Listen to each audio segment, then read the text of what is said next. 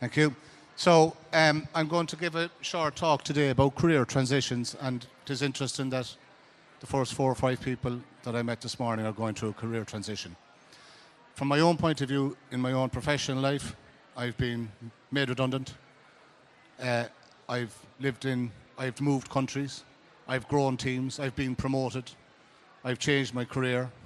So I've had quite a few career transitions myself over the last nearly 30 years since I left university in 1993. And I was in conversation there about a couple of weeks back with a neighbour, and she is about the same go as myself, and she did the Leaving Cert back in the 80s and entered the workforce with the qualifications that she had at the time, and 40 years later she's still in the same job. Loves it, pays just right, hours are just right. She's home in the evening, she drives early in the morning, she's home in the evening, she can do what she wants to do with her social life. 40 years, same job, company benefits from her skills, does well with it, appreciates it, she enjoys working where she is, everything's working out, very, very little career transition. Fantastic story, brilliant, loves the job, and the job gives her the salary that she needs, shows her respect, everything works well. But it just doesn't always happen like that. And when we find ourselves in a position where we have to make a choice, sometimes we need an out hand, or we get a bit worried, or we wonder what we're going to do next. So I'm going to talk to you a little bit about that. But first, an overview of where we are. This is a Q4 2024, and it's from the Central Statistics Office, and it's saying, hey, bingo, Ireland's in great shape, because we only have 4% unemployment, probably best in class in the world is about 3%. And we've got a 65.5% participation rate, and we've a 74% employment rate. Loads of jobs out there. Economy is booming, and we've come an awful long way from the 40s, 50s, 60s, and 70s and 80s. What an economy Ireland has turned out to be. Now, within that, of course, there are weak spots. So there's also, it's not the Garden of Eden by any stretch of the imagination, but in terms of comparison with the past, Ireland is in good shape. This slide I put in, I updated only during the week, and I thought it was very interesting because this is showing our GDP and our GNP, and there's a huge amount of money being generated now in the country, and it's increased an awful lot even in the last quarter. So you see things like industry is up. We're here in Cork today, pharmaceutical industry in Cork is a big deal, medical care, technology and so forth. Lots of large multinational companies as well as market-leading Irish ones as well. But I thought it was interesting there over on the left. Construction, our employment, our revenue generated from construction is down 4.5%. And of course we all think there's loads of houses and hospitals being built. But that's down in the last quarter. But if you look at the bottom part of it, their exports are up 5%. So a phenomenal amount of products being made here and then shipped internationally. Ireland has a very, very strong international reputation as an employer and a place to do business. So there's a mixed story of improvements and disimprovements in terms of the different market sectors that are there. So, for myself, this is just an overview of 3 years of career coach where I'm spending time with people. And this shows a pictorial of the areas I work on. The first area there, career dissatisfaction, is a big area, why people are a bit dissatisfied with what they're doing, getting their morale and their confidence up.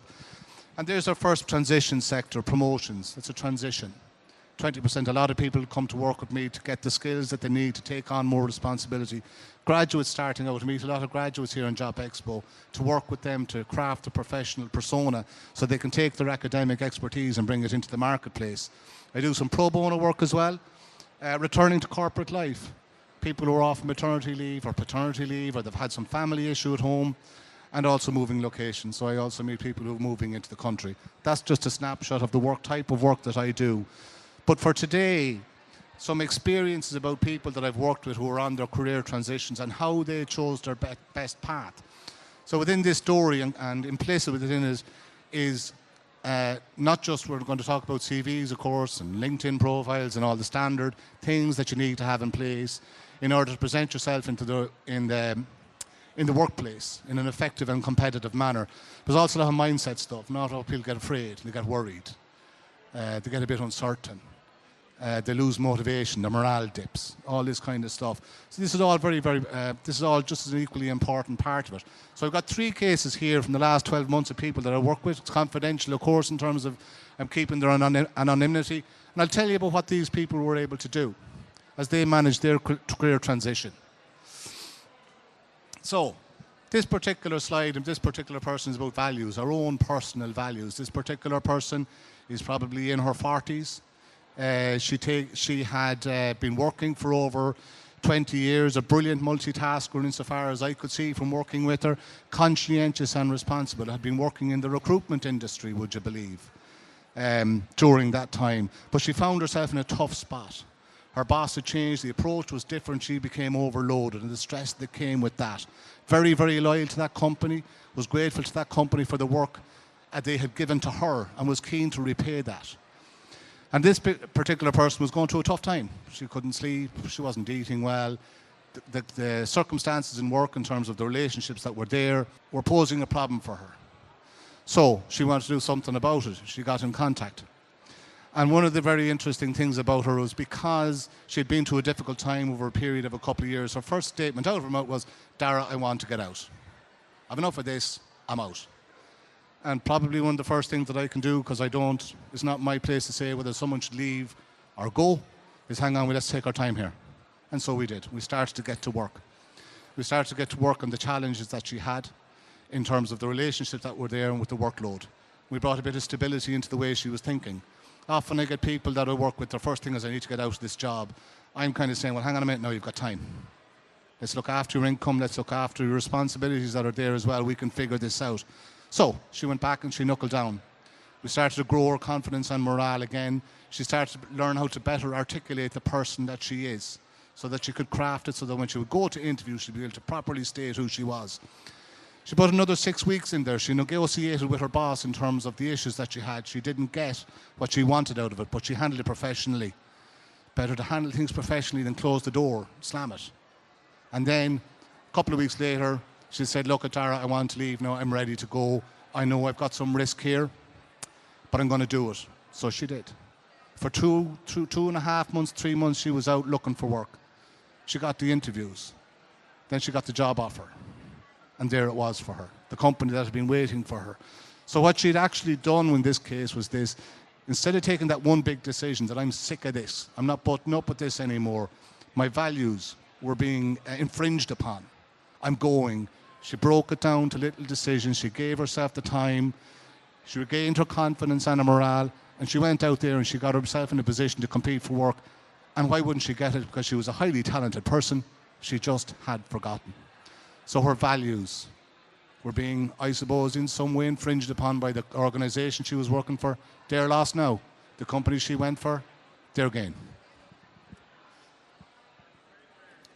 This one is a very different kind of story. It's called Risk, Fear and Potential. This is a person that's working at a fairly high level in the civil service in Ireland. And she's doing quite technical work because she's helping solve those complicated crimes that are out there that we often hear about. She's involved in this. Highly, highly academically qualified, more qualified academically than I would be. She's got the degrees and the masters and you name it, bells and whistles, she's got it. But she's looked for promotion on a couple of occasions. The promotions haven't come her way. She's gone in, no. Twice she's gone for promotion, been kicked back. And of course that's an upsetting position to be in. And the opportunity for promotion came up again. And she was on the horns of a dilemma and she gave me a call and said, "I'm going for promotion, I need a hand. I don't think I can do it. I think I'll just stay where I am." And we just had a conversation. I said, "Hey, you can stay where you are in terms of the role, the position, the level of the organisation that you're at, or you can go for it." And great credit to her. She went away and she made her mind up. She applied for the promotion. She went back in again for the third time. And then she got on and said, "Daragh, we need to meet, we need to get to work." She was off in Switzerland for a while, so and the promotion interview was happening in 2 weeks. So we had to get 5 hours together in 2 weeks. But she committed to it. And she learned to talk about herself in terms of her own leadership characteristics. And she had 2 major problems in it. One was going to do the promotion and the possibility of being kicked back again and being told you're not good enough. Or else putting yourself in a position to be told you're not good enough, but holding your dignity and holding your own self-belief. The other problem that she had with going for these roles is because she was looking at the people who were at that level in those companies and how they were behaving, and she did not like it. She wasn't that kind of person. So she wanted to be who she was. She wanted to be an authentic leader. She wanted to behave and act in a certain way while following the job description and the roles and responsibilities that she had. So an internal promotion, the challenge of how she would need to behave once she got to that next level, and the third thing, getting past her fear. So I was at home one evening and the phone dinged, and it was just, Daragh, I can't believe it, I got it. So she got a promotion. And she's working at a very, very high level now in the civil service, helping to solve those crimes that are happening out there all the time. And she did it. She dealt with the past experiences. She put herself forward again. She learned the language that she needed to use, and she realised that she could be the authentic leader that she is and doesn't need to change in terms of taking on other approaches that she was uncomfortable with. That's the second type of career transition. So just like we can say that, oh my God, look at this person over here, aren't they fantastic? High performers can struggle with confidence too. It can happen. This third case is called Our Motivation is Our Own, and this is a young fella, and he came to me about 6 months ago, and he wasn't very academically qualified. I think he qualified as a teacher, so he had a HDip in teaching. And he had found himself inside in a recruitment company, and he rang me up, and he's in his mid-20s, I guess, and as far as I'm concerned, he was being paid good money. He was getting well paid, and he was damn good at his job. One of the interesting things about this guy that came out very early on is that he's one of these people that can go into a job and really get their head around quickly. But once that part is gone, he's kind of going, okay, where's my next challenge? And his next challenge isn't coming. So then he's going, okay, I should change. I should move on in some way. I need to be invigorated all of the time. I need to be excited all of the time about what we're doing. And the third thing that he was doing, which was quite interesting, was he was a horse trainer as well in his spare time, and he used to look down the road at his neighbour, and his neighbour had a better car than him, or his friend that he'd meet up would have something better. So he's constantly comparing himself against other people. So we had to go through that. He said, what are you doing comparing yourself? Sure, how do you know that this is going to make you happy? So over the space of probably, 2 or 3 months, we worked through all of that. He took a closer look at what he was doing, taking the pace out of his life, taking the need to compare himself against somebody else in order to feel that sense of satisfaction.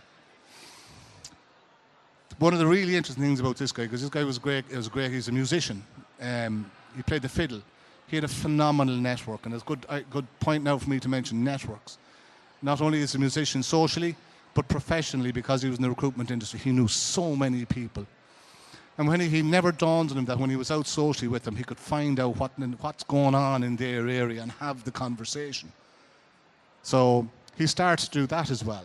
So he stayed. Instead of rushing out the door and saying, I'm bored with this, I want something else, he stayed where he was. He continued to commit himself to the role. But he started to look at it a little bit differently. I'm at my mid-20s. Slow down. Take a good look at where you're at. You've got a huge network. You'd be surprised what can happen in a conversation.